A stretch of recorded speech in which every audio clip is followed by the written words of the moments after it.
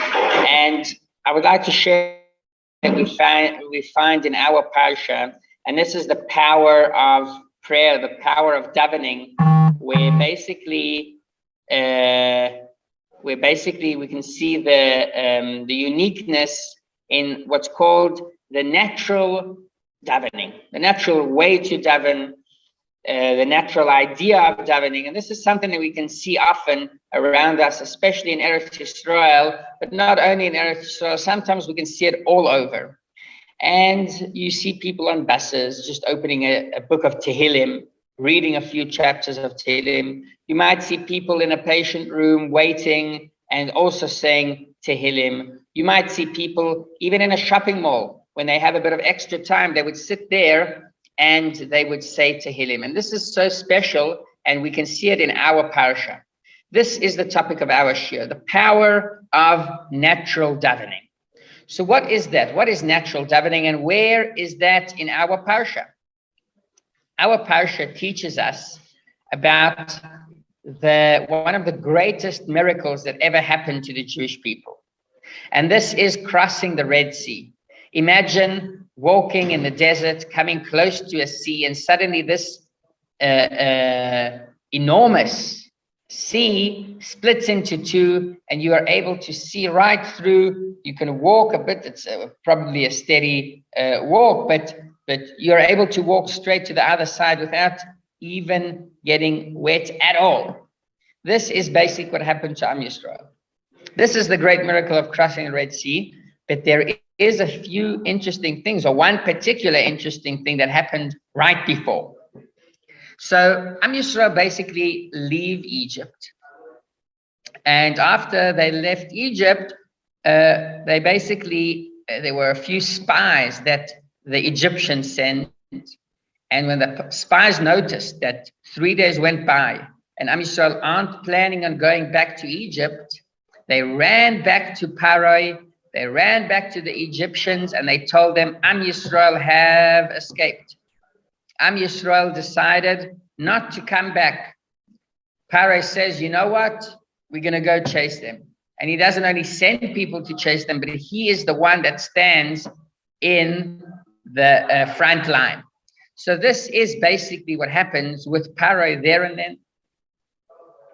Now, it's interesting, because when Am Yisrael are there and they are about to enter the Red Sea, no one knew basically what to do. They had on the sides, they had all kinds of animals, right? They had snakes, lions. It was a desert, a wild desert. Behind them were the Egyptians. They didn't want to go back. And in front was the sea. So they were under a huge amount of pressure. They were under a huge amount of pressure, and what happened, as it says in the pasuk, Vayitzaku b'nei Yisrael el Hashem. They started, the literal translation, Vayitzaku, they started shouting towards Hashem, at Hashem. And afterwards, the Torah describes a few complaints that they had. Why did you send us out of Egypt just to kill us in the desert? But Rashi tells us the meaning of Vayitzaku, that they shouted at Hashem. Rashi says this isn't just yelling and shouting. Rashi says, Tafsu umanut avotam. They caught, or they basically, they started the trade of their forefathers. The trade of our forefathers, Avraham, Yitzchak, and Yaakov, was to pray, was to daven. And that is what they did right there, right then, before they entered the Red Sea. Of course, they didn't know what to do. And then what happens is Hashem basically tells them, just continue. And there's one brave person, Nachshon ben Aminadav, who basically, he was basically the one to jump in to start jumping in, and then everyone else followed him. That is the story But here we see something very interesting. Rashi says that the trade was davening. So first of all, why does Rashi point that out? Why does Rashi point out that they started praying like the trade of their forefathers? They started praying because they were about to be killed by the Egyptians. The Egyptians are chasing them. And more than that, weren't the forefathers shepherds? Why does Rashi call the trade of the forefathers the trade of the forefathers? Why does he call that davening? It wasn't davening. Their trade was being in charge of sheep, cattle, making sure that they have what to eat, etc., etc. But why is the trade umanut this tefillah, this davening? Rashi, by the way, brings a few proofs, but we're going to speak about the proofs that Rashi brings. Rashi brings 3 cases for each one of the forefathers where they decided to daven.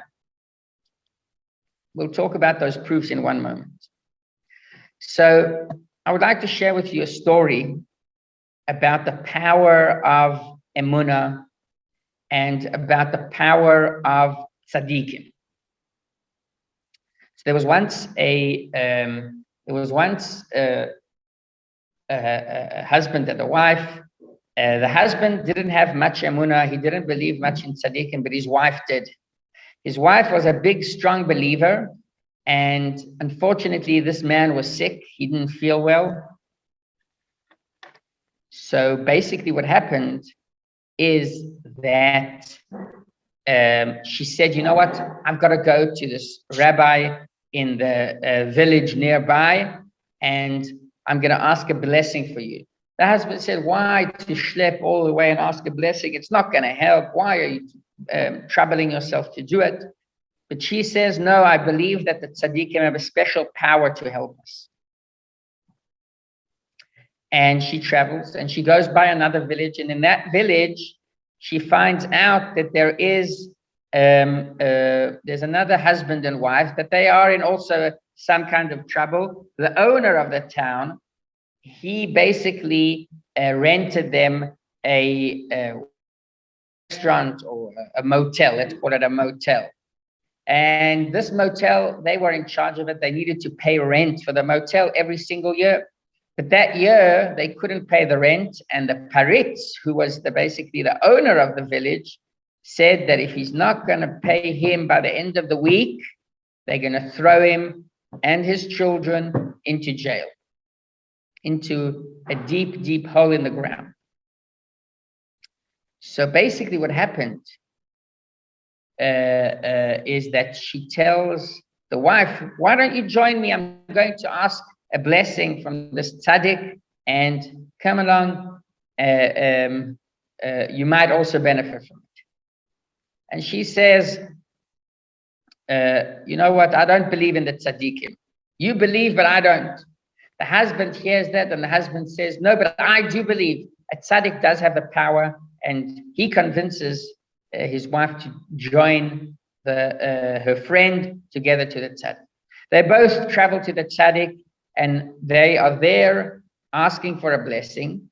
And as we know, when you ask a tzaddik for a blessing, you write your request on a paper, on a small note. So they both wrote it, but what sometimes could happen, and there was a mistake. They switched their notes between each other. And one basically, she meant to ask for a blessing for health, but on her note, it was a request for a blessing to save them from this owner of the town that wanted to throw them into jail. And the other one that had the problem of the money that they couldn't pay the parit, the owner of the town, she wrote on the note, basically what she had, the note that she had in her hand was the note of a refuah shlema. They needed a complete recovery. So the tzaddik said to the one that asked for a refuah, the tzaddik said, you know what, use these cups they used to have in the old days, they used to use it. It's called in Hebrew kosot ruach, which is basically hot cups that you stick to the back of the person that's ill. And somehow that takes out, I don't know exactly how it works, but it takes out the illness, it makes him strong. It's a painful process, and it's also there's a lot of blood that comes out, and it's usually the bad blood. So the rabbi told her, that's for your husband. She was shocked. She came to ask for a blessing, and the blessing was to have money to pay the owner of the town. And she gets the blessing from the rabbi. The rabbi told her, yes, you know what? Use these special cups, put it on your husband's back, and he'll feel better. She said, yes, I don't believe in these tzaddikim. Look at what he told me. This isn't a proper answer. And the other woman that asked for a refuah shlema, she basically got an answer, Rechavia, and Bezrat Hashem, you'll succeed. Okay, that's a random bracha, but why not? Let's try it out.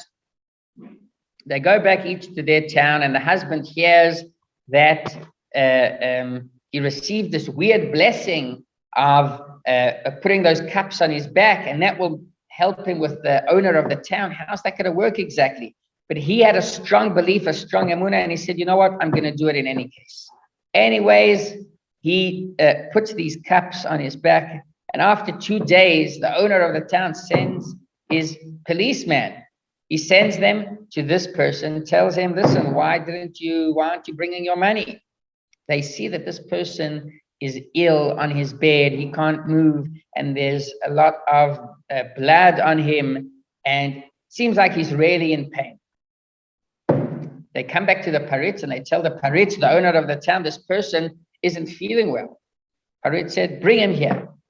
They bring him along, and the wife of this Paritz, the owner of the town, the wife says, look at this poor person. How can you ask for money from him? And suddenly, this person thinks, he had a strong belief, a strong emunah in tzaddikim. He thinks of a creative idea. He tells the Paritz, you won't believe what happened to me. I went around to the villages and I asked for loans, and I asked for people to help me out to pay you the rent. As I was walking back, thieves came to me and they started beating me up, and they stole all of my money.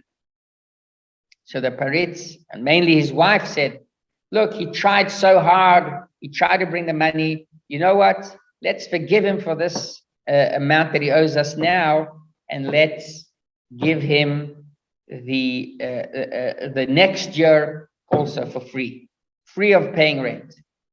What's the story here teaching us? And when the rabbi heard the story, he heard about the confusion.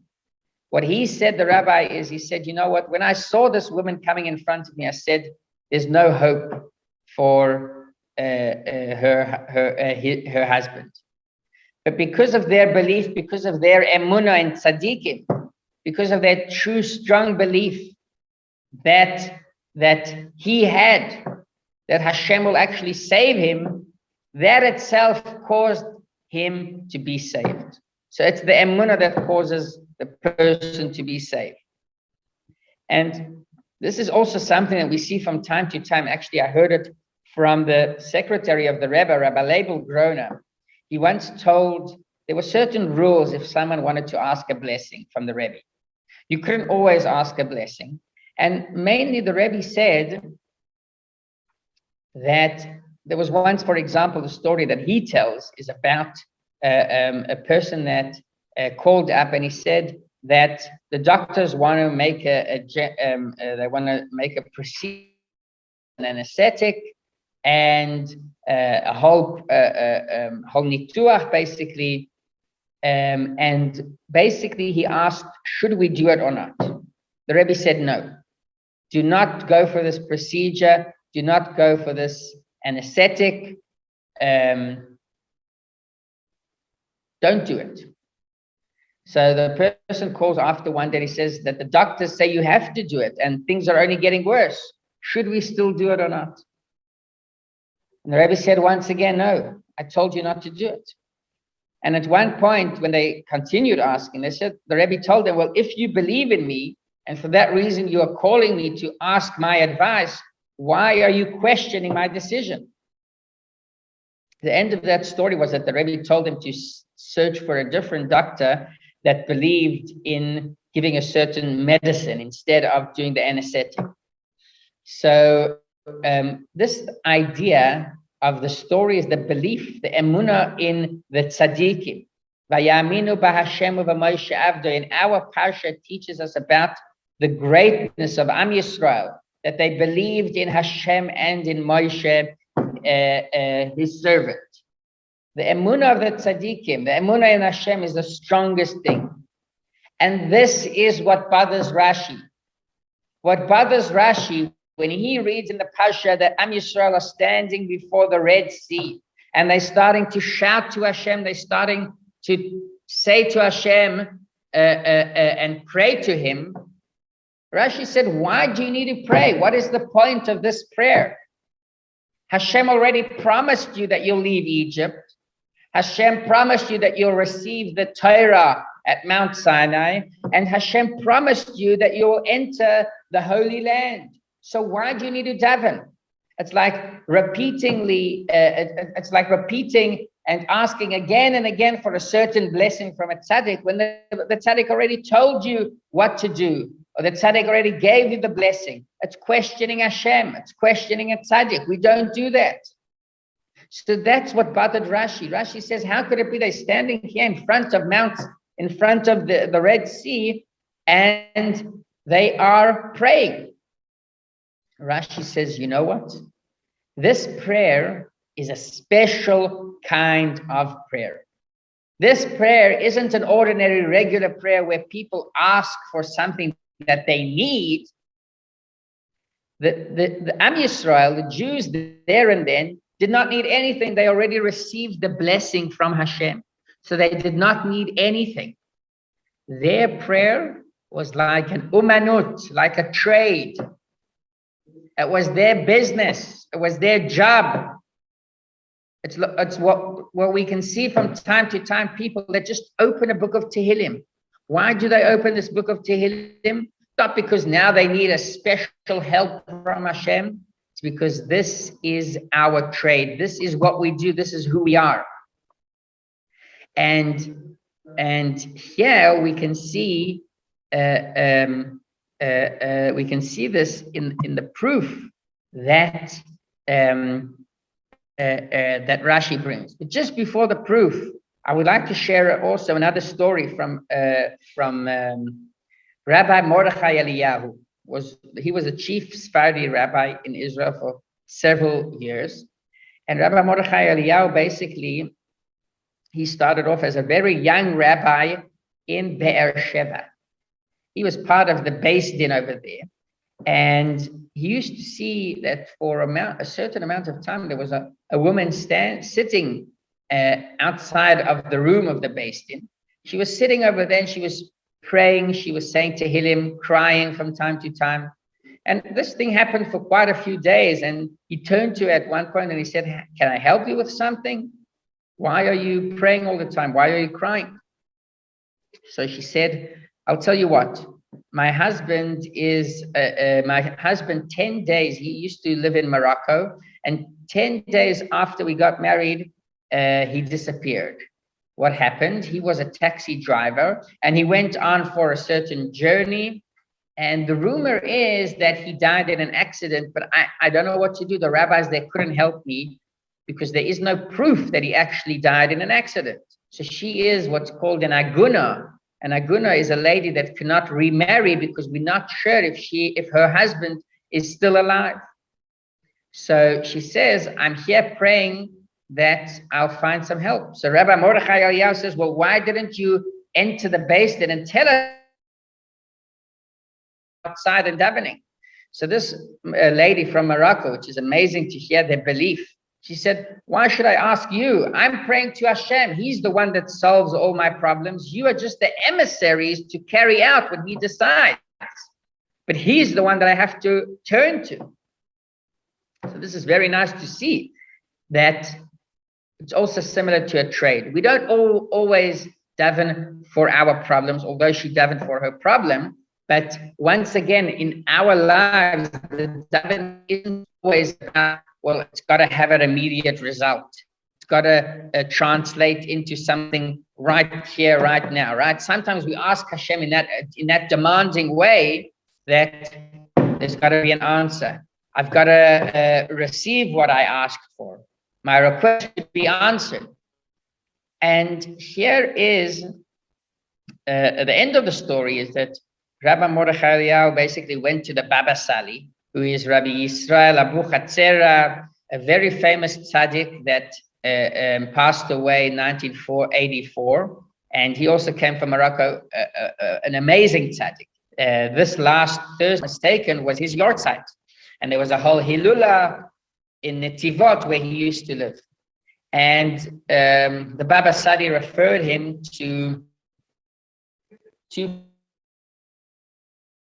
go to Israel, and they were in charge of the Chevra Kadisha there. And they told the woman that, yes, we buried your husband, and he died actually in a car accident. So this was all confirmed now, and the rabbis were able to do a best-in and to give and allow this woman to remarry. So this is also Rabbi Steinsaltz. I heard from him once that he says that, what is the point davening 3 times a day? It's not that you ask for something new when you daven mincha or ma'ariv, right? You ask for shachris, maybe you need something, but sometimes nothing really changes between shachris and mincha. So for what reason we keep on davening 3 times a day? And his point was that davening is basically picking up the phone.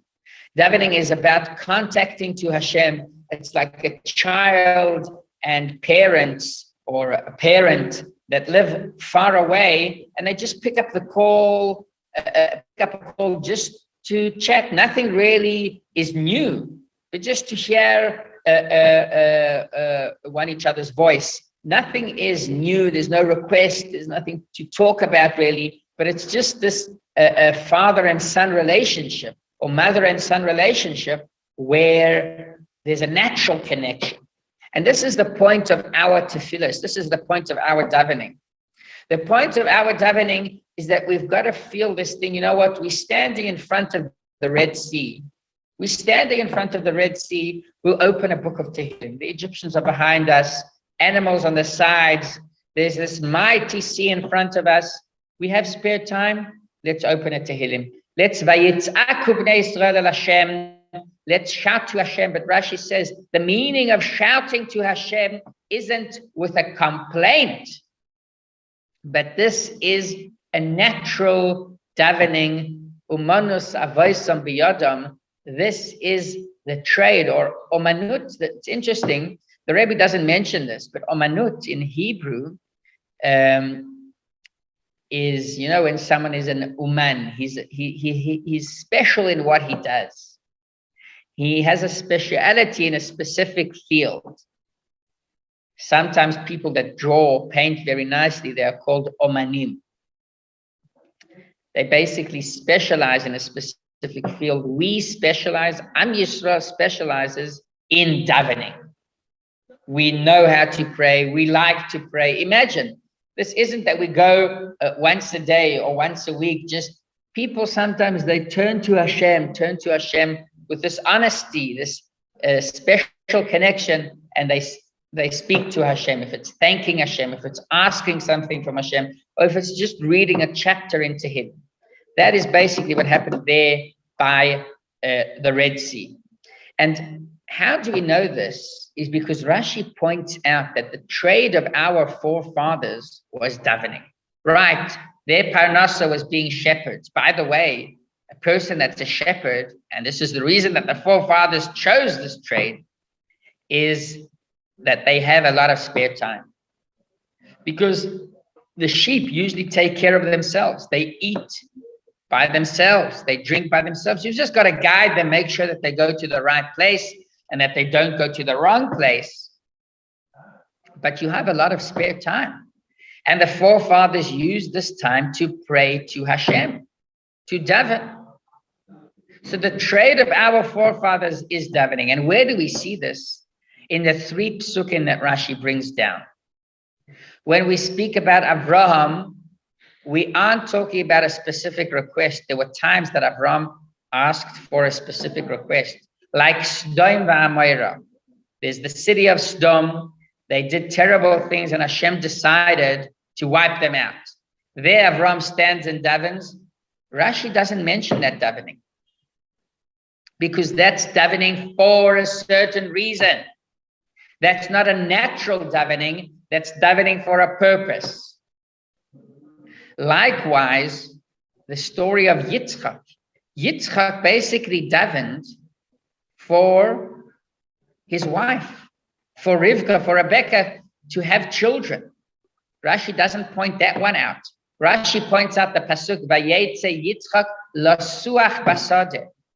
Yitzchak goes out to talk in the field. Doesn't say that there was a reason to him talking to Hashem. It was a natural thing. It's like a son and a father picking up the phone. The third story is about Yaakov. Vayifga b'makom. Yaakov was just on his way to the house of his uncle Lavan after leaving Eretz Yisrael, and he just decides to daven. There were many other occasions where Yaakov davened for a purpose, but Rashi doesn't bring that down, because here we aren't talking about davening for a purpose. We are talking about davening. We are talking about davening because this is what we do. This is our trade, so natural. So Shavua Tov, and looking forward to seeing you Be'ezrat Hashem next week.